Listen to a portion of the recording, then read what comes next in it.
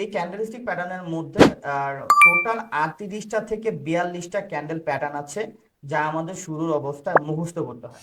ভয় পাবেন না, আমার এই পুরো ভিডিওতে কিন্তু 38টা বা 42টা ক্যান্ডেল শিখাচ্ছি না। আমি শুধু আপনাকে তিনটা ক্যান্ডেলস্টিক ফরম্যাট দেখাবো এবং এর সাইকোলজি দেখাবো।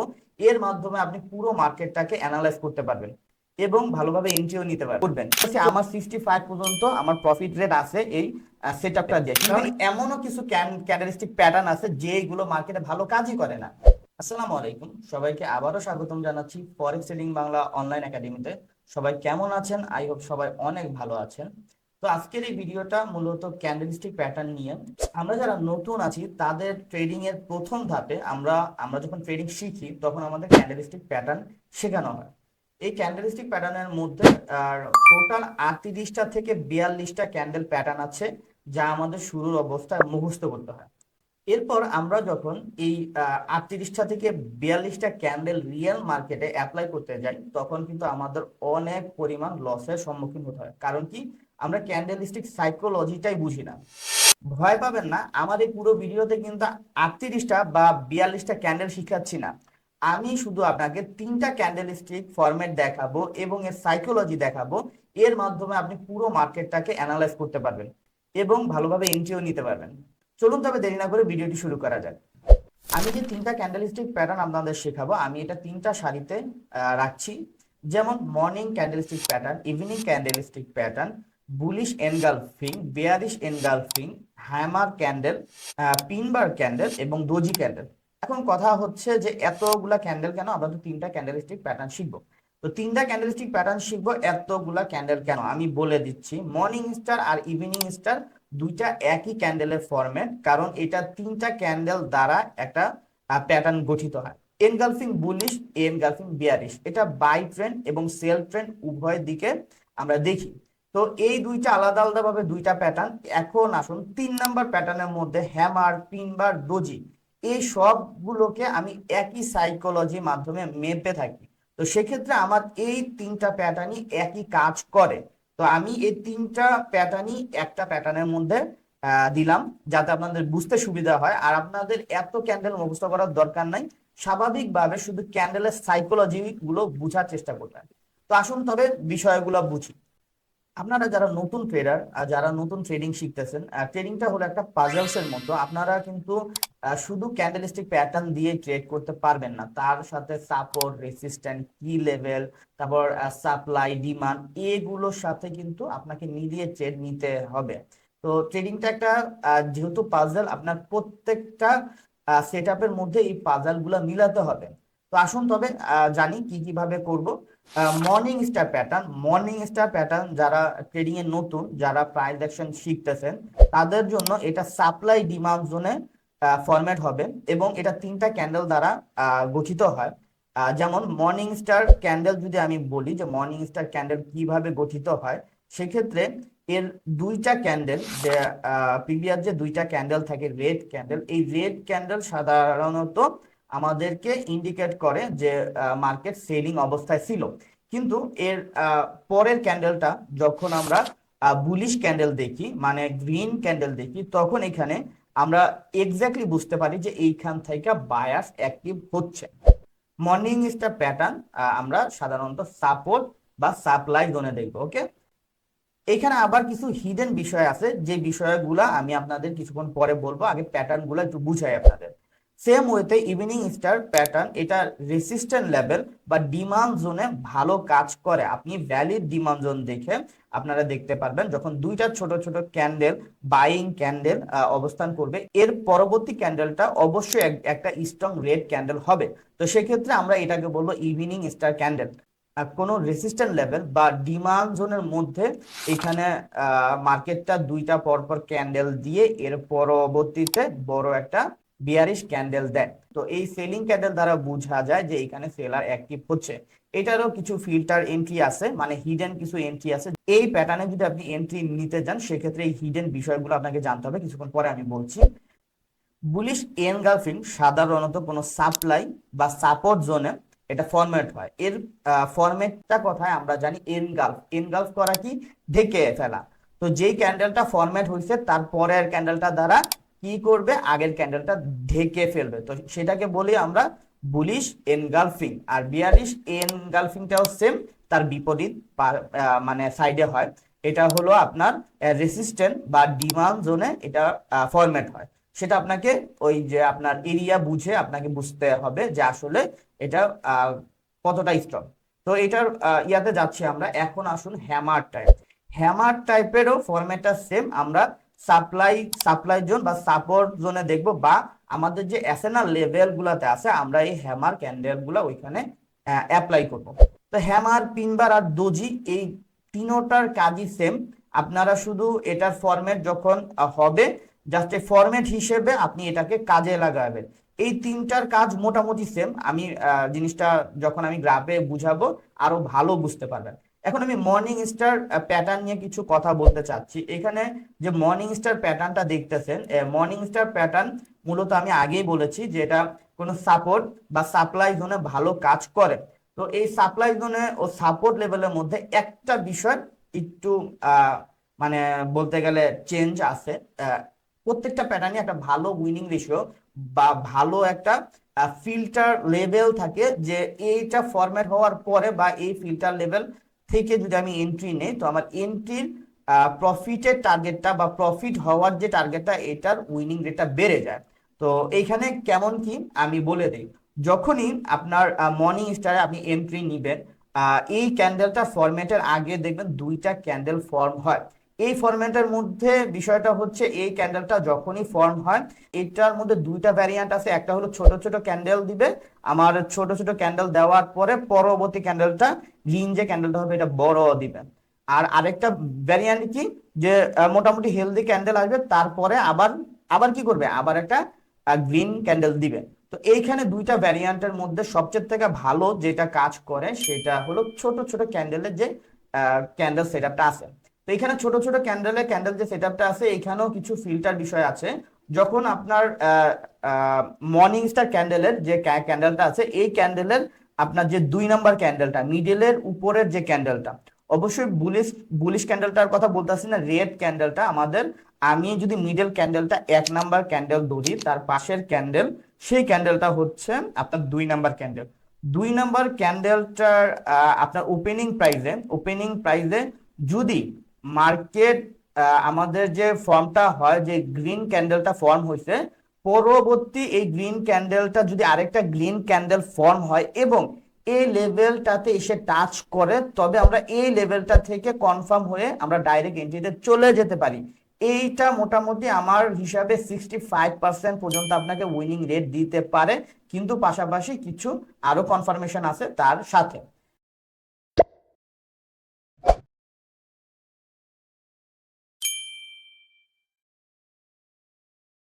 আর বড় বড় যে ক্যান্ডেলটা হয় এটা ম্যাক্সিমাম সময় এত ভালো উইনিং রেশিও দেয় না। তবুও আপনি যখনই এটা সাপ্লাই বা এজ এ সাপোর্ট জোনে পাবেন, অবশ্যই এই এন্ট্রিটা নেওয়ার চেষ্টা করবেন। এতে এটারও উইনিং রেশিও মোটামুটি ভালো, কিন্তু এটার থেকে আগের যে ফর্মটা আপনাদের দেখাচ্ছি ওইটারও বেশি ভালো কাজ করে। ইভিনিং স্টার ক্যান্ডেলটাও সেম, মর্নিং স্টার ক্যান্ডেলের উল্টাটা।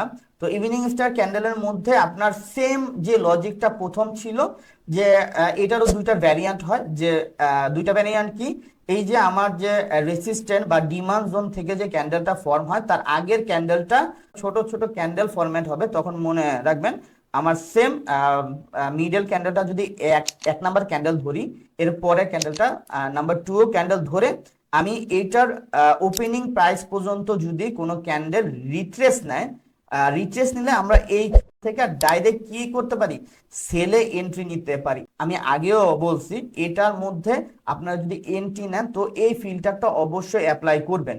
আমার 65 পর্যন্ত আমার প্রফিট রেট আছে এই সেটআপটা দিয়ে, কিন্তু এই সেটআপটার পাশাপাশি কিছু জিনিস আপনাকে অ্যাপ্লাই করতে হবে। আমি আগেই বলেছি যে ট্রেডিং সেটআপ গুলো হলো একটা পাজলস এর মতো, আপনাকে পাজলস গুলা মিলিয়ে আপনাকে মার্কেটে অ্যাপ্লাই করতে হবে। তো শুধু এই ক্যান্ডেলস্টিক প্যাটার্ন দেখেই যে আপনি মানে ট্রেডিং এ অ্যাপ্লাই করবেন বা ট্রেড নিবেন, আমি এটা আপনাকে এখনো বলছি না। আপনাকে আগে বিষয়গুলো বুঝতে হবে, বুঝে অ্যাপ্লাই করবেন, প্র্যাকটিস করবেন, তারপরে আপনি এটার উইনিং রেশিওটা বুঝতে পারবেন। শুরু অবস্থায় 45 পর্যন্ত পাবেন, এর পরবর্তীতে আপনি যখন আরো কিছু অ্যাড করবেন, পরবর্তীতে আপনি এটার উইনিং রেশিও আরো ভালো পাবেন। আমি মোটামুটি 65 পর্যন্ত পাই। কিভাবে পাই সেটাও বলে দেই। আমি এই প্রত্যেকটা প্যাটার্নের মধ্যে লিকুইডিটি বেস দেখি এবং লিকুইডিটি আমাকে কনফার্ম করে যে এইখান থেকে মার্কেট ডাউন যাবে। তো এই লিকুইডিটি হওয়ার পরে বা লিকুইডেশন হওয়ার পরে যখন এই প্যাটার্ন গুলো আমি হাতে পাই, মানে আমার নজরে পড়ে, হাতে তো পাই না, সরি, নজরে পড়ে, তখন আমি এই এন্ট্রি গুলো কখনোই ছাড়ি না। তো সেইটার এগেনস্টে যদি আমি বলি, এই প্যাটার্ন গুলো আমাকে 65% পর্যন্ত প্রফিট প্রোভাইড করে। পরবর্তী প্যাটার্নে যাই। পরবর্তী প্যাটার্নে আমরা engulfing, bullish, engulfing and bearish. তো বুলিশ এনগালফিং এর মধ্যেও আপনি সেম সিস্টেমটা ব্যবহার করবেন। এখানে একটা কোশ্চেন থাকে যে আপনি যে সিস্টেমটার কথা বলতেছেন এটা কি স্মার্ট মানি কনসেপ্ট বা প্রাইস অ্যাকশনের মধ্যে আছে? হ্যাঁ, অবশ্যই আছে। কারণ এই সেটআপটা আমরা স্মার্ট মানি কনসেপ্ট বা আইসিটি কনসেপ্টে বলি মিটিগেট বা স্কোপ করা। মানে স্কোপটা কি? এই যে আমাদের এনগালফিং ক্যান্ডেলটার আগের যে ক্যান্ডেলটা এনগালফ করছে, এর আগের ক্যান্ডেলটা যদি কোনো ক্যান্ডেল দ্বারা রিট্রেস করে, তো সেই ক্ষেত্রে আমরা এইটাকে বলবো যে মার্কেট রিটেস্ট করছে। এজ এ আইসিটি কনসেপ্টে বলে এটাকে মিটিগেট করছে এই ক্যান্ডেলটাকে। আর স্মার্ট মানি কনসেপ্টে বলে এই ক্যান্ডেলটা স্কোপ ক্যান্ডেল ছিল, স্কোপ ক্যান্ডেলটাকে মার্কেট টাচ করে মার্কেট উপরে চলে গেছে। এখন আস্তে আস্তে সময়ের সাথে সাথে ট্রেডিংটা ফিল্টার হয়ে আরো সহজ হয়েছে। তো সেই ক্ষেত্রে আমরা এই যে এন্ট্রি গুলা নিব বা নিচ্ছি, এটা ফিল্টার হওয়ার পরই আপনাদের বলতেছি। প্রত্যেকটা কনসেপ্টের মধ্যেই এই ক্যান্ডেল স্টিক, সাপোর্ট, রেজিস্ট্যান্ট বিষয়গুলো থাকে, কিন্তু আলাদা আলাদা ডিফারেন্ট নামে।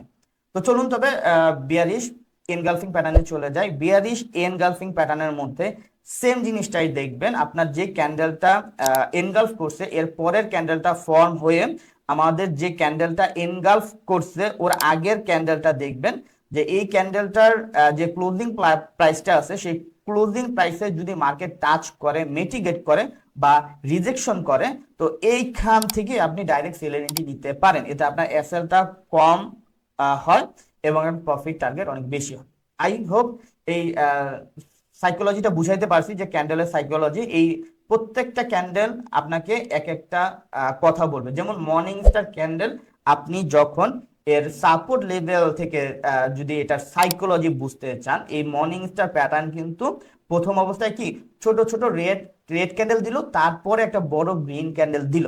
এইটার সাথে যদি আপনি ভলিউমটা অ্যাড করেন, যেটাকে বলে আমি ভিএসএ, ভলিউম স্প্রেড অ্যানালাইসিস, তো এইটার সাথে যখন আপনি ভিএসএটা অ্যাড করবেন, আপনার এই গ্রিন ক্যান্ডেলটার ভলিউমই বলে দিবে আপনাকে মার্কেট বাইতে কি এখন কন্টিনিউ করবে কি করবে না। এইগুলো অনেক বিষয় শেখার আছে, আপনারা আস্তে আস্তে আস্তে আস্তে পয়েন্ট টু পয়েন্ট শিখেন। তো এইটার সাইকোলজি কি? এটার সাইকোলজি হচ্ছে যে এইখান থেকে বায়ার স্ট্রং মুভ দিচ্ছে। আর ইভিনিং স্টারের এই বড় রেড ক্যান্ডেলটা মানে কি? মানে এখানে সেলার অ্যাক্টিভ হয়েছে। তো এই ক্যান্ডেলটা দ্বারা একটা হেলদি ক্যান্ডেল এবং স্ট্রং ক্যান্ডেল দ্বারা বোঝায় সেলাররা স্ট্রং আছে।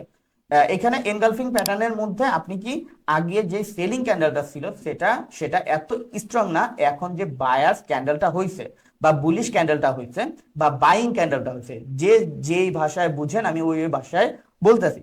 তো এই যে ক্যান্ডেলটা যে ফর্ম হয়েছে, এর মানে কি? যে এই ক্যান্ডেলটা হলো একটা স্ট্রং ক্যান্ডেল।